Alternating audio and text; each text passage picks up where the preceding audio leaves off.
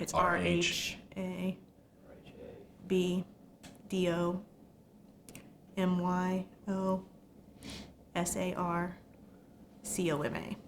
You hear the C word and you just automatically start thinking about the worst things. Yeah. Your life changes, and then you find out he has cancer, and it really changes. 3 months ago, no one had any idea what was inside Colin's body, attacking him. Then one night, his close-knit family was out to dinner with Colin's grandmother. My grandma, she said, "Sweetie, what's that on your neck?" I said, "What's what on my neck?" She said, "Look up." I looked up, there's a big lump.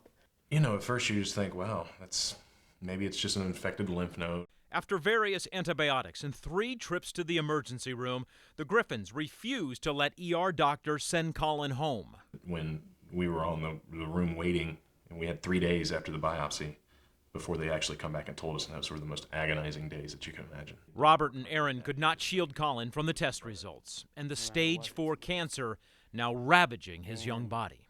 I'll tell you, it was definitely scary in the beginning.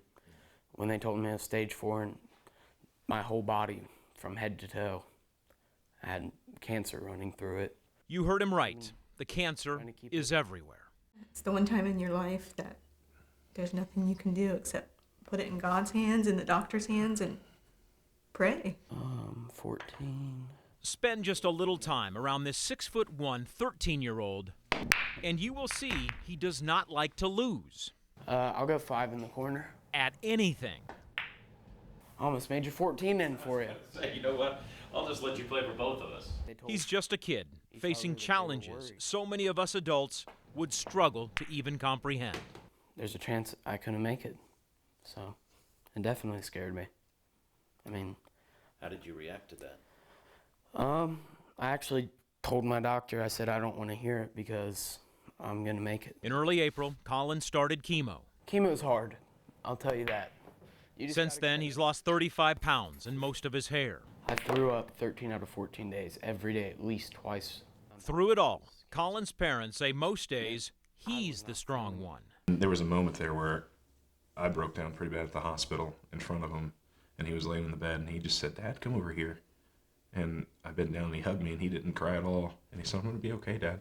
I'm going to get through this." I mean, he's just, his strength is unbelievable. Wednesday, Colin started very aggressive chemo and radiation at Cincinnati Children's Hospital. And for 3 months, about a month and a half of those 3 months, he will be hospitalized. Yeah.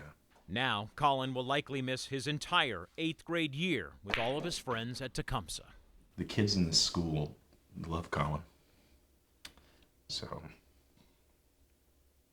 it's fantastic. They send cards, notes, call, and stop by to show just how much they care. Hey! And as Colin and I finished up our pool game, he modestly said he was lucky to have beaten me.